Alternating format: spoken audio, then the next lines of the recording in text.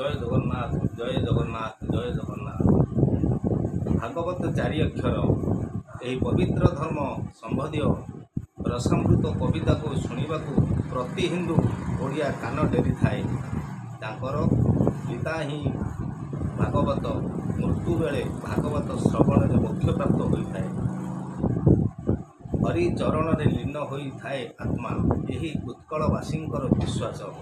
ଭାଗବତ ନିଷ୍କୃତ ସର୍ବୋତ୍ତମ 10ଟି ଶ୍ରେଷ୍ଠ ଓ ଜୀବନ ଶିକ୍ଷା ହେଉଛି: 1ରେ ପରିବର୍ତ୍ତନ ହିଁ ପ୍ରକୃତିର ନିୟମ, 2ରେ ହେଲା ନିରନ୍ତର ସଠିକ ଦୃଷ୍ଟିକୋଣର ବିକାଶ, 3 ହେଲା ନିଜ ଚିନ୍ତାଧାରାର ମାର୍ଗ ପରିବର୍ତ୍ତନ ଓ ଅତ୍ୟନ୍ତ ଆବଶ୍ୟକ, 4ରେ ହେଲା ସର୍ବଦା ସ୍ୱପ୍ନ ବିଳାସ ହେବା ଉଚିତ, 5ରେ ହେଲା ସଦାସର୍ବଦା ଦିନଜନଙ୍କର କଲ୍ୟାଣ ନିମନ୍ତେ କାର୍ଯ୍ୟ କରିବା ଉଚିତ, 6ରେ ହେଲା ସର୍ବଦା ଶାନ୍ତିରେ ରହିବା ଉଚିତ, 7ରେ ହେଲା ନିଜର କ୍ରୋଧ ଉପରେ ନିୟନ୍ତ୍ରଣ ରଖିବା ଉଚିତ, 8ରେ ହେଲା ସର୍ବଦା ନିର୍ଭୀକ ହୁଅନ୍ତୁ, 9ରେ ହେଲା ସହନଶୀଳତା ଏବଂ କ୍ଷମା ହିଁ ଜୀବନର ଧର୍ମ, 10ରେ ହେଲା ଜୀବନରେ କିଛି ବି ସ୍ଥାୟୀ ନୁହେଁ, ଯାହା ଆଜି ଅଛି ତାହା କାଲି ନଥିବ, ତେଣୁ ମୋହ ମାୟା ତ୍ୟାଗ କରିବା ଉଚିତ।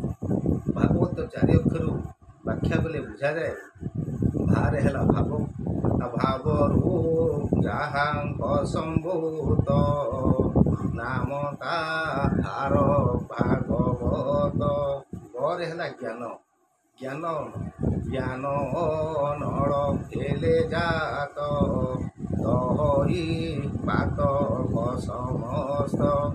ପରେ ହେଲା ବୈରାଗ୍ୟ, ବ୍ରହ୍ମଙ୍କୁ ବ୍ରହ୍ମରେ ପରଖ, ଜଗତ ବ୍ରହ୍ମମୟ ଦେଖ। ପରେ ହେଲା ତତ୍ତ୍ୱ, ତତ୍ତ୍ୱ ଜାଣିଲେ ତ୍ରୁଟେ ଭ୍ରାନ୍ତି, ଭବସାଗରୁ ତରି ଯାଆନ୍ତି। ଜୟ ଜଗନ୍ନାଥ ଜୟ ଜଗନ୍ନାଥ ଜୟ ଜଗନ୍ନାଥ।